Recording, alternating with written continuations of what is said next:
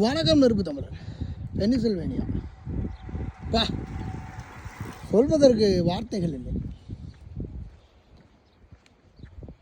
முழுவதுமாக வீடுகள் இருக்கக்கூடிய பகுதிகள் தான். இது ஒன்றும் பெரிய காடு கரையெல்லாம் கிடையாது.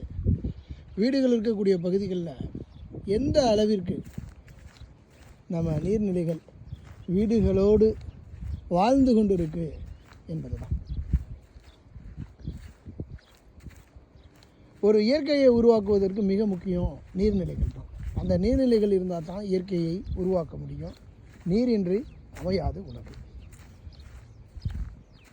இங்கெல்லாம் நீரின்றி நாம் எதை உருவாக்கணும்னு நினச்சி இருக்கிற நீர்நிலைகளை அழித்து நம்ம ஊர்களில் நம்ம வாழ்ந்துக்கிட்டு இருப்பது தான் பெருமையாக நினைக்கிறோம். ஆனால் நீர்நிலைகளோடு வாழ்வதைத்தான் இங்கே இருக்கக்கூடிய மக்கள் பெருமையாக நினைத்து வாழ்ந்து கொண்டிருக்கின்றார்கள்.